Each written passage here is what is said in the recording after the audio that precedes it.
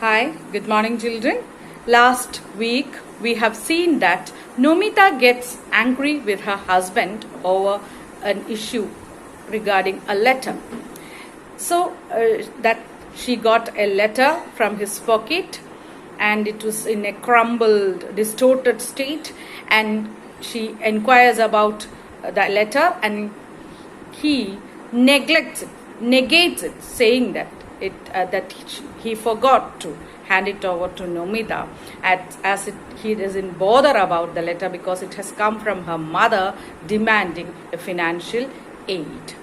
Now they had a verbal attack, they had a dispute over this issue, and she gets angry, infuriated, and she burns her anchal of her sari, and he tries to put out that fire by slapping it between his hands, but he finds that her anger means it flames like blazing red, bright blazing red. Now we shall continue reading. He doesn't have the courage to put out that fire by slapping it between his hands, so he tries to pour water on it. With great difficulty, he attempts to speak normally. You lose all common sense when you get angry, don't you? A woman and such anger. Oof. Who knows what Nomita would have said next? But right then, her niece Rini steps into the room. Immediately she says piercingly, "So Kurima, how much longer does the washerman have to wait? If you don't want to give him any of your clothes, at least tell him that." For a second or two, Nomita is still, perhaps recalling the washerman's face, waiting for her downstairs. Then she picks up the dirty clothes and starts sorting them.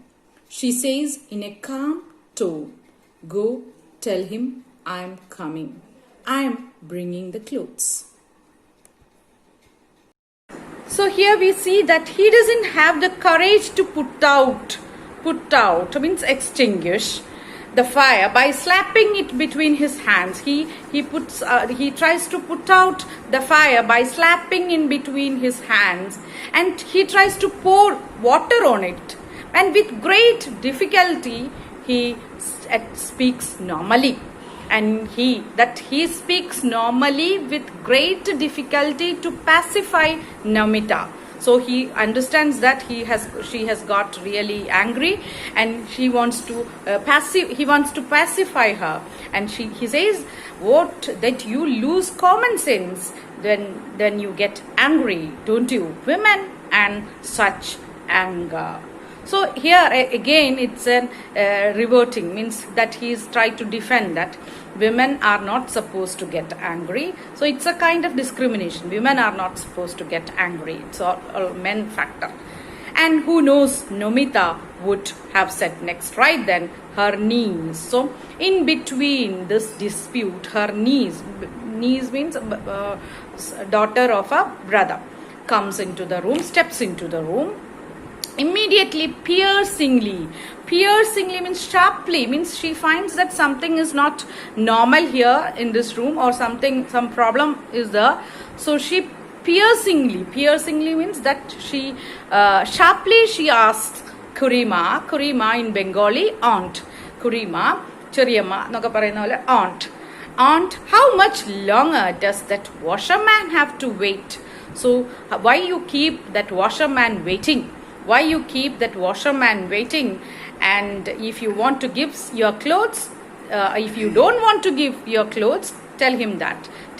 So in between this dispute, her niece enters into the room and she interferes, and she says that that washerman has been waiting for a long time, and if you are not going to give him clothes, tell him that. So that's in the beginning itself, Ashapurna Devi hinted that she is in a joint family. They live in a joint family, and they are about 23, means more than 20 people live in that house, and they lack privacy. So her niece steps into the room. For a second or two, Nomita is still. Means for a second, she tries to gather herself, means to control herself. And she recalling, means remembering that washerman is waiting waiting there in the downstairs. She picks up the dirty clothes and sort it out. Means that she make a selection. And she says in a calm tone, see that? She was on the verge of a dispute. They had a verbal attack. She got infuriated and she got angry and she got burned. Her angel got burned in the middle of all these. Her niece comes into her room and she becomes normal, quite normal, and she tried to control her emotions, and in a calm tone she reacts like, go tell him I am coming, I am bringing the clothes. So amidst these relatives, she has to calm down, she has to pacify herself, control her emotions. So that's the most difficult thing, that you are among some relatives and you have to keep calm. Means you have to keep calm and you can't express your emotions properly. So she calms down and she says, go and tell him I am bringing clothes. Nomita speaks her mind, so no one attacks her outright to her face. They only pinch her with sharp words. Her second sister-in-law was almost exhausted with work this morning, and seeing her, she puts a twisted smile on her sweat-streaked face and says, well, that's nothing. That's something. At least you finally decided to come down from upstairs. Baba, there is no good or bad time for you. You find the smallest excuse to go into your room and get cozy with your husband. Does the laugh. So here, Nomita speaks her mind. So it's an idiomatic usage. Speaks her mind means express herself plainly. Express herself. So no one attacks her outright. Outright means completely. So Nomita's character is like that. She speaks her mind. Means she expresses her thoughts, ideas plainly. So no one would attack her. They only pinch her with. Here pinch means pinch എന്ന് പറയുന്നത് നുള്ളാണ്. But ഇവിടെ pinch means attack from behind, means like pinch her with sharp words. So they try to wound her with words. So her sister-in-law, who's almost exhausted. So the sister-in-laws, they might have, as a joint family, they might have many daughter-in-laws in that house. So one of them is being exhausted with, tired of working in the kitchen, and she put a twisted smile when she comes down from her bedroom. One of the daughter-in-law make a twisted smile means an affected smile, mock her, saying with her sweat streaked face, വേർപ്പ് വരുന്ന മുഖം എന്നുള്ളതാണ്. So they got tired of working hard in the kitchen. So they had been working in the kitchen, and she had been with her husband. So when she comes down, she makes comments, or she laughs at her, or mockingly say that, well, that's something. At least you finally decided to come down from upstairs. So one of the daughters-in-law makes fun of her, saying that at last you decided to come down from your bedroom, and Baba, you have no good time or bad time, means you have no difference in time, that you find smallest excuse to go into your room and get cozy with your husband. So they think that she had been romancing with her husband, or like that. Actually, she had a great fight with her husband, but the other daughters-in-law think that they had been romancing, or they had been in a love talk. The word they use is love talk. Nomita looks around once to get a sense of the atmosphere, sees the hurly-burly of the morning, sees the forest of people on either side. Her voice must not tremble. So she too smiles a small smile and says in an extremely soft voice, "Oh, it's nothing like that. You should come and peek in sometime. Our talk is all angry talk. Do you know?" So Nomita comes down, and in order to evaluate, in order to know the situation, she looks around and she finds that she sensed the atmosphere that's hurly-burly. Hurly-burly. Sees the hurly-burly. It's a noisy atmosphere in the morning session, and you know that it's a joint family and it's morning, and they have the busy time in the kitchen. Hurly-burly means commotion, a noisy disturbance, or busy of the morning. Sees the forest of people.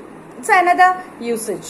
Actually, I don't feel like the translation is very good, but forest of people, it indicates that this is a joint family.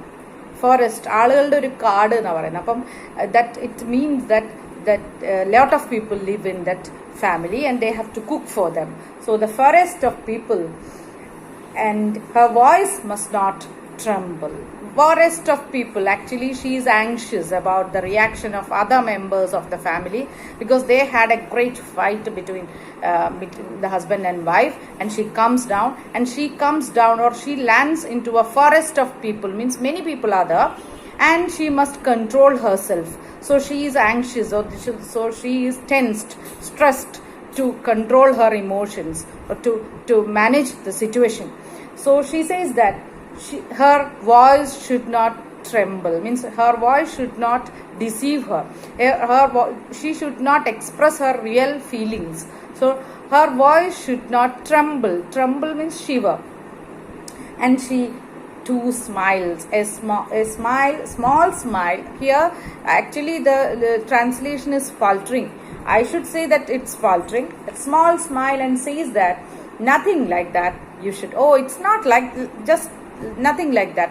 So her daughter-in-law, another daughter-in-law or a co-sister mocks or laughs at her, saying that you have been spending time with your husband and all. So she mockingly says that, co-sister mockingly says that you had been spending much time with your husband, as there is enough job in the kitchen. Leaving all this thing, you went upstairs and you've been sitting with your husband. So she said, no, it's not just like that. You should come and peek once in a while. You just come and see. We are not romancing, or we are not having a leisure time there. We are just, our talk is all angry talk. Angry talk. I should say that here also that translation is not very perfect, but still we get the meaning that she says that we have been arguing till all the time. We don't have a nice time together and all. So she expressed her feelings or emotions at that time. Your wife laughs hoo-hoo and says, "Stop it, no wife. Don't cover up the forbidden fish with your pious spinach. We haven't been raised on donkey grass. Why do we need to peeking? What you are showing us right in front of our eyes, 24 hours a day." Nomita laughs a laugh that can bring an attractive flush to her white face. After laughing that laugh, she says, "Go on, you say the naughtiest things." So here we get a true picture of a Bengali kitchen. And some of the daughters-in-law are working together and they comment on each other. So here we get, in reading this passage, we get a true picture of a Bengali kitchen. Here we see that the major wife means the second oldest brother's wife, makes fun of her. "Stop it, no wife." No wife means the fourth brother's wife. So don't cover up the forbidden fish with your pious spinach. So here it's actually we get to know the Bengali imagery. Like in Bengal, widows are not often they were forbidden from using meat and fish. Widows are forbidden from eating meat and fish. So they have to cover up it, or they have to cover up it with spinach or something. If they want to eat it, they have to cover up it with spinach. Spinach means cheera poleyulla ilavarga, leafy vegetable. So they have to cover it up. Here she means that forbidden fish means something bad, mistakes, bad deeds or mistakes. So you are covering up your mistakes by spinach. Spinach is a innocent thing, like a leafy vegetable. So it's so you are trying to cover up your mistake with spinach. So you are trying to cover up your mistake or bad deeds with a beautiful thing, with an innocent thing. So here that imagery shows, it's an imagery from Bengali kitchen, and she says that you use or a beautiful veil to cover up your mistake.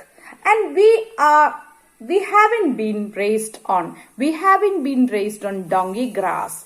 Means it's donkey grass is something very simple or something very low. So here that they say that we are intelligent enough to understand that you have been spending a leisure time or chatting with your husband, and you have a nice time with your husband, and you come down and you say that that they are well aware of the brawl.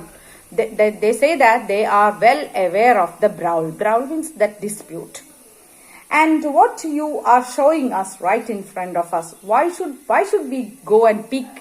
Why should we come and sneak in your room? Why should we come and sneak into your room? We know that we are well aware that you have been having a nice time with your husband, or you have been chatting with your husband, and you spend 24 hours a day you spend with your husband.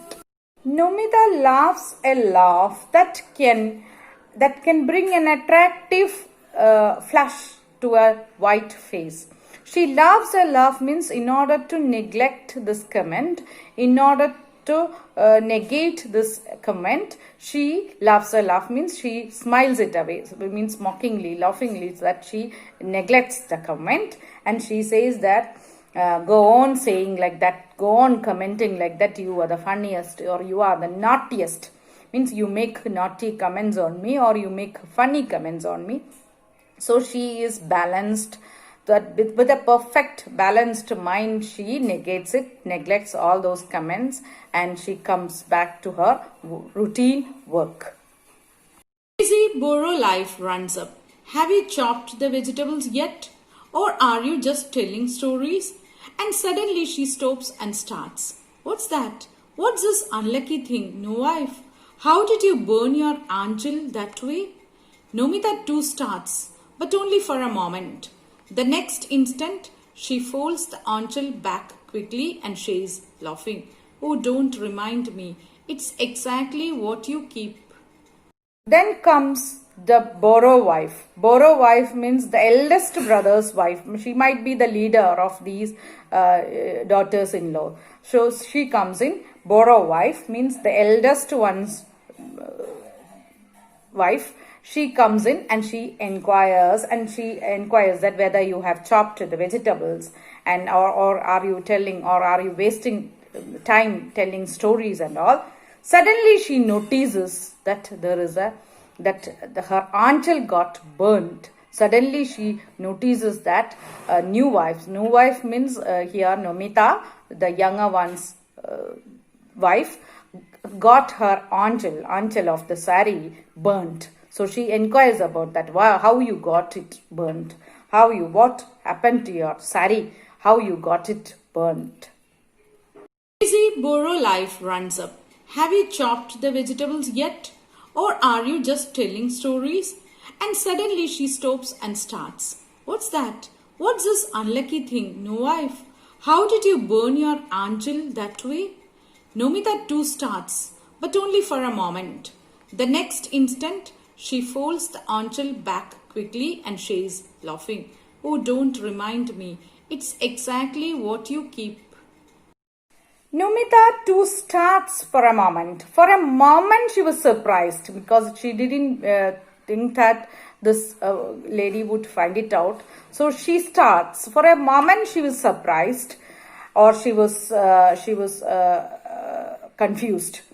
And for a moment, the next moment, she folds it. She folds the anchal back quickly and says, she folds it or she ties it back, and she says that, oh, don't remind me. It's something that you keep warning me about. You used to warn me, because the eldest one might be maturer, responsible than the younger ones. So she says that you used to warn me like that, not to. I used my anchal of my sari to pick up a hot pot of water from the stove. So she says that I got my sari burnt because I used the anchal. Anchal means the loose end of the sari to lift a hot pot from the stove, and that's why I got burned it. So she manages the situation. And her presence of mind helps her to manage the situation. Nomita pulls the basket of potatoes towards herself and sits down to peel potatoes. And in her mind she keeps thinking about how she might be able secretly to send her mother a few rupees. She can't really write to her, I can't do any more. Don't hope for anything from me. Over there, the entire village knows Nomita is a queen. Nomita's husband is high-minded, large-hearted. Now she comes back to normalcy. Nomita comes back to normalcy. She manages the situation. With her presence of mind, she manages the situation and she comes back to normalcy. It shows that she pulls the basket of potatoes and she starts peeling potatoes, removing the skin, peeling potatoes. And her mind, but in mind she is anxious. Actually she is worried about her mother. Actually she is engaged in the daily routine or the kitchen work and all, but actually within her she is anxious, or she is worried about her mother. What can be done to her mother, because her mother demands some money, because her house is in a very pathetic condition and they need help. And what can be done? Ajit would humiliate her, and what can be done? So she thinking about that, and she was thinking about sending some money secretly. And she said, I can't really write to her, I can't do anymore, don't hope for anything from me. So she says that she can't really write. Actually she decided to write to her mother that don't hope for anything, I can't help you. So she has decided to tell all this thing, but now she regrets. She says that I should do something, I should help my mother, but how could I help her? How can I send her some money? And I can't ever write that I don't hope for anything from me. And over the entire village knows that Nomita is a queen. So that is the irony here. The entire village or her family believe that, or her family or relatives or her mother believe that she is a queen, or she lives like a queen, or because she got married to a rich family. And that's the best, means that's the irony here. My husband is a high-minded, large-hearted. So they believe that her husband, she got married to a rich family and her husband is high-minded, generous, large-hearted, kind and generous. So that's the irony of Nomita. Her family or her mother believes that her son-in-law is large-hearted, generous and very kind. But in the real sense, she knows that from her experience, she knows that he is exactly the opposite. So that is the irony. So that is the sad plight of Nomita. Over there, the entire village knows Nomita is a queen. Nomita's husband is high-minded, large-hearted. This is precisely why I compare women to matchboxes. Even when they have the materials within themselves to set off many raging fires, they never flare up and burn away the mask of men's high-mindedness, their large-heartedness. They don't burn away their own colorful shells. So here, Ashapurna Devi concludes her story stating that this is why I compare. This is what that I compare women to matchboxes, because they have the materials themselves to explode. They have the materials to destroy everything, but that they can set off many raging fires.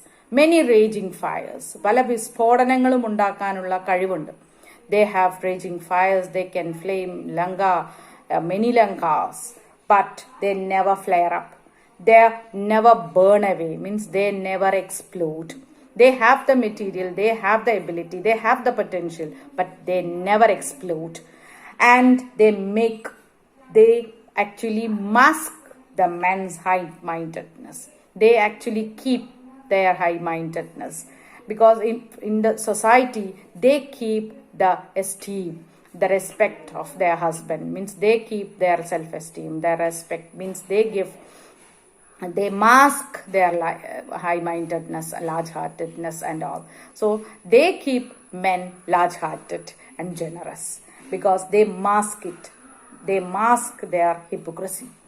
They are large-hearted. They don't burn away their own colorful shells. So they are in colorful shells.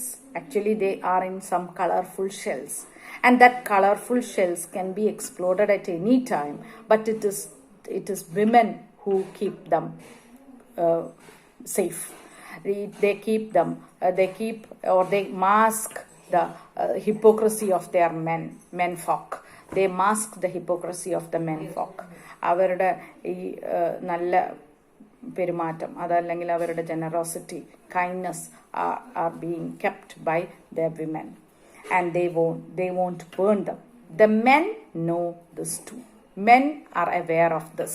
That's why they leave them carelessly, because they know that even though they have the potential, menfolk know that even though they have the potential to explode or to destroy everything, women would never do that. Menfolk do know this. So they leave them scattered carelessly in the kitchen, in the pantry, in the bedroom, here, everywhere. Quiet, without fear. Put them in their pockets as matchboxes. Even though they have the potential, they have the material to explode or to flame everything, to lighten everything, we keep matchbox carelessly. That's how men folk keep women carelessly, because they know that even though they have the potential, they won't explode, they won't destroy anything. That's what women are. Thank you. So here, Ashapurna Devi concludes her story stating that this is why I compare. This is what that I compare women to matchboxes, because they have the materials themselves to explode. They have the materials to destroy everything, but that they can set off many raging fires. പല വിസ്ഫോടനങ്ങളും ഉണ്ടാക്കാനുള്ള കഴിവുണ്ട്. They have raging fires, they can flame many lankas, but they never flare up. They never burn away, means they never explode. They have the material, they have the ability, they have the potential, but they never explode. And they actually mask the men's high-mindedness. They actually keep their high-mindedness, because in the society they keep the esteem, the respect of their husband, means they keep their self-esteem, their respect, means they mask their high-mindedness, large-heartedness and all. So they keep men large-hearted and generous, because they mask it. They mask their hypocrisy. They are large-hearted. They don't burn away their own colorful shells. So they are in colorful shells. Actually, they are in some colorful shells. And that colorful shells can be exploded at any time. But it is women who keep them safe. They keep them, they mask the hypocrisy of their men folk. They mask the hypocrisy of the men folk. അവരുടെ ഈ നല്ല പെരുമാറ്റം അതല്ലെങ്കിൽ അവരുടെ generosity, kindness are being kept by their women, and they won't burn them. The men know this too. Men are aware of this. That's why they leave them carelessly, because they know that even though they have the potential, menfolk know that even though they have the potential to explode or to destroy everything, women would never do that. Menfolk do know this, so they leave them scattered carelessly in the kitchen, in the pantry, in the bedroom, here, everywhere, quiet, without fear. Put them in their pockets as matchboxes. Even though they have the potential, they have the material to explode or to flame everything, to lighten everything, we keep matchbox carelessly. That's how men folk keep women carelessly, because they know that even though they have the potential, they won't explode, they won't destroy anything. That's what women are.